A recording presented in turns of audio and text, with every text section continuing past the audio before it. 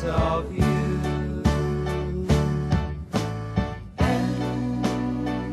Hi there, Cindy Dole here. How the heck are you? Hope you're having a great Saturday, although it is a little chilly-willy. I was kind of reluctant to get out of my car because I have this seat heater, and I kind of wish I could have that here in the studio. But I've got you to keep me warm, right? This is Home Wizards, where we talk about ways to warm, hopefully your heart, as we make the spaces you call home, whether they're really small or really big or something in between, just a lot better. Because I think that when you do those things, you buy something, maybe it's as easy as just getting a poinsettia or poinsettia, however you like to say it. Or maybe you really have a whole big DIY project plan for 2011. Whatever it is, consider this your radio home for really all things to make it happen. Home, garden, and life improvement, you know? So my question to you is your home filled with all the hustle and the bustle? Are you ready? I'm not. I still have things going on. I'm still checking off the list. Can you relate? I have some major shopping and cooking to do, but that's okay. I'm keeping stress as low as I can. Even have some decorating to do, but we're going to get you covered with plenty of help to fill in any of those missing pieces this week before Christmas. Can you believe this? Well, coming up on the show today, the holidays are always a great time, I think, to fill the home with memories and traditions of holidays past and present and maybe even future, and create some of those traditions. What are your traditions anyway? Do you have them? Do you have those great ones, those warm and fuzzies that you always have to do again because it wasn't the holidays without it, right?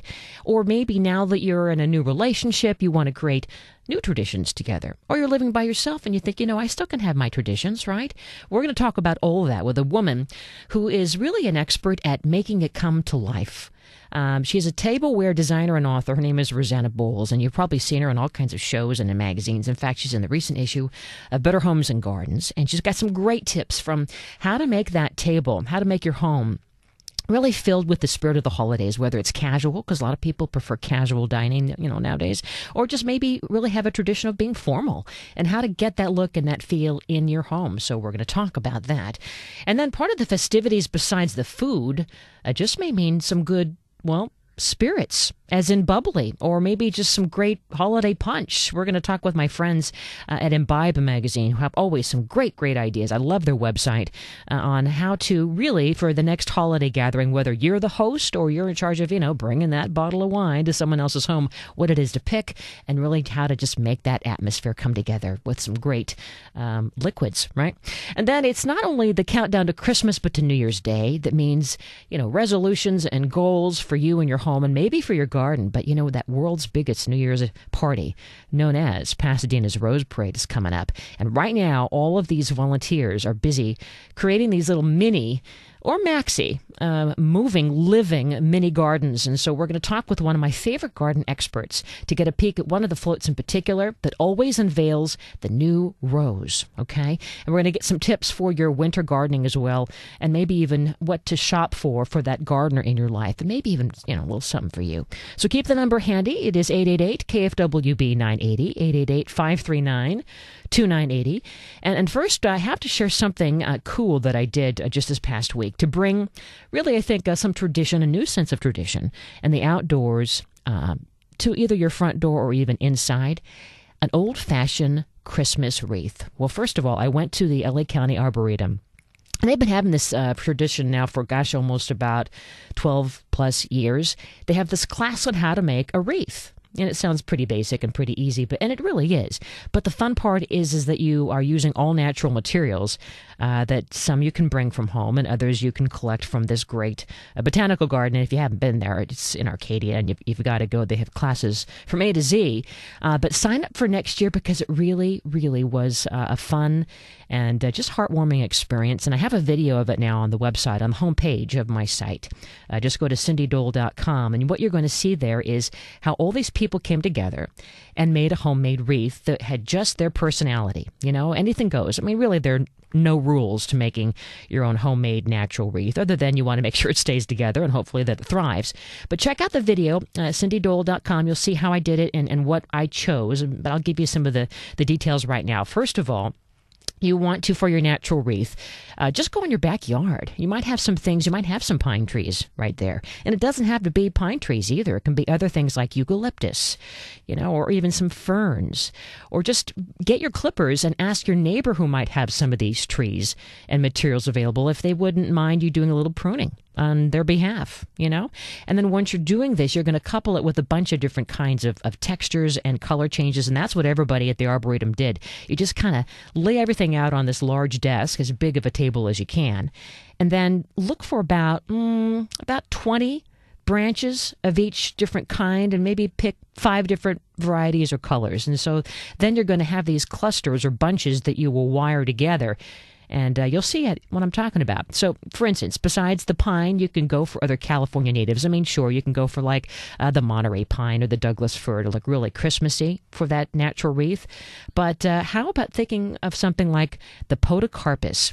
And maybe you have one of these in your yard already. But when I was at the Arboretum, what we did was, thanks to my friends, we picked on the podocarpus because they have these silver blueberry kind of berries. They're not really blueberries, but they're silver berries, and they have that kind of a hint of blue, different than your regular holly berry, and they stay on the branch. Because you know how those holly berries seem just to kind of fall the minute you breathe on them.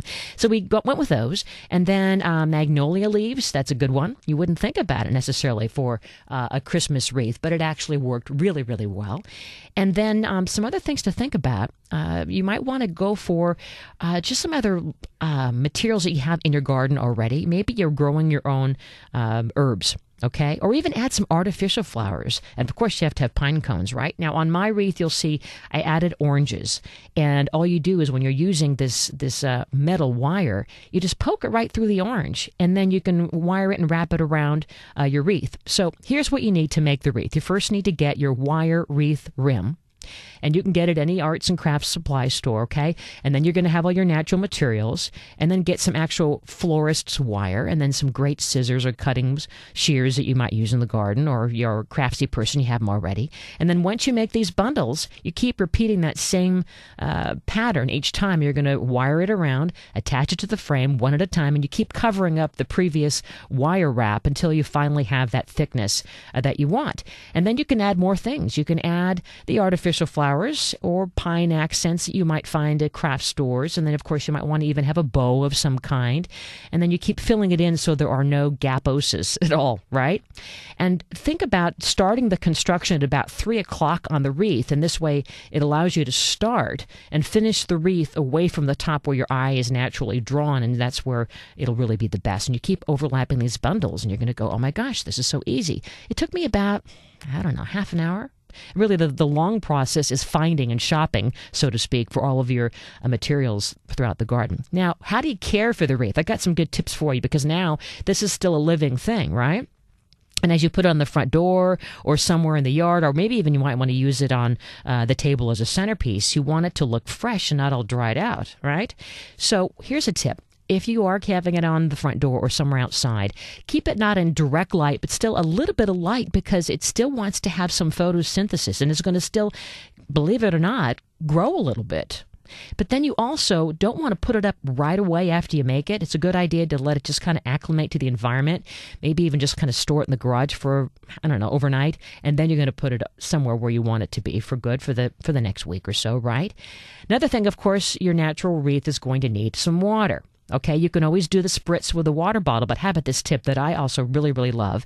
You're going to use slightly warm water, and you're going to add maybe a little antiseptic mouthwash, and this is going to help kill the germs, and it's going to smell fragrant too, right? And then all you do is you're going to, instead of misting the wreath, try soaking it in this bowl of water, right? Every couple of weeks, let it dry out, and then you're good to go, and then you can hang it back up again after it's dried, and it's going to look just fabulous. So that's just a couple of ideas for you. But check out the video. Just go to cindydole.com, and you can see how I made the wreath and how you can also go and make your own wreath. It's really not that hard to do. So coming up next, we're going to, speaking of traditions, whether it's a wreath or a table setting or whatever it is from Christmas and beyond, how do you really lift your spirits and those around you in your home to really celebrate who you are, the tradition of your family and generations before you and generations to come? We're going to talk with this fabulous woman, Rosanna Bowles, that you've probably read about and seen around, and she's got some really creative and fun ideas. So don't you go away. We're just getting started. This is Home Wizards, and I'm Cindy Dole here on KFWB News Talk 980.